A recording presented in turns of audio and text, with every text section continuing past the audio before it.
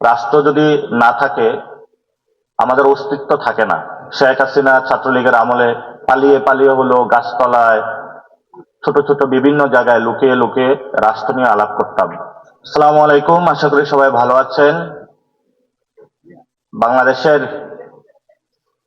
যে বিশ্ববিদ্যালয়ের হাত ধরে বাংলাদেশের পরিবর্তন সূচিত হয়েছে, এখনো আমরা পরিবর্তনের স্বপ্ন দেখি। ঢাকা বিশ্ববিদ্যালয়ে যে বিশ্ববিদ্যালয় প্রতিষ্ঠা করা হয়েছিল পূর্ব বাংলার মুসলমানদের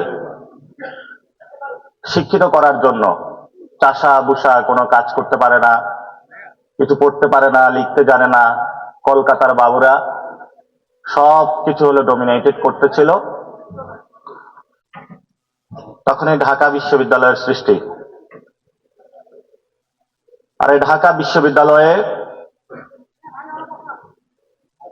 আজকে অনেক দিন পর এসে, দীর্ঘ সময় গিয়েছে, 71 গিয়েছে, 90 গিয়েছে, 75 গিয়েছে, সময়ের বাঁকে বাঁকে অনেক সময় গিয়েছে। বিশ্ববিদ্যালয় বাংলাদেশকে অনেক কিছু দিয়েছে। আবার কিছু তরুণ প্রজন্ম, নতুন প্রজন্ম বিশ্ববিদ্যালয় চালু করেছে রাষ্ট্রকল্প লাইব্রেরি। রাষ্ট্র নিয়ে চিন্তা ভাবনা, এটা একটা মহতী উদ্যোগ, এটা আমরা সাধুবাদ জানাই। রাষ্ট্র যদি না থাকে আমাদের অস্তিত্ব থাকে না। এখানে যারা বিশ্ববিদ্যালয়ের শিক্ষার্থীরা উপস্থিত হয়েছেন, আমি এই বিশ্ববিদ্যালয়ে পড়াশোনা করেছি, এখনো এই বিশ্ববিদ্যালয়ের গ্রাম শরীরের প্রত্যেকটি অঙ্গে আছে। এই বিশ্ববিদ্যালয়ের টিএসসি থেকে ডাচ হলপাড়াগুলাতে আমরা তখন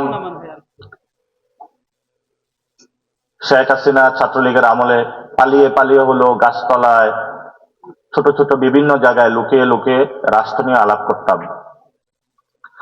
আলহামদুলিল্লাহ আমাদের সুযোগ হয়েছে এই গণ অভ্যুত্থানের পরে। এখন আমরা কিভাবে বাংলাদেশ রাষ্ট্রটা গঠন হবে ওপেন ফোরামে সবার সামনে আলোচনা করছি, নিজেদের চিন্তাগুলো শানিত করছি, যাতে আমরা একটি নতুন বাংলাদেশ গঠন করতে পারি।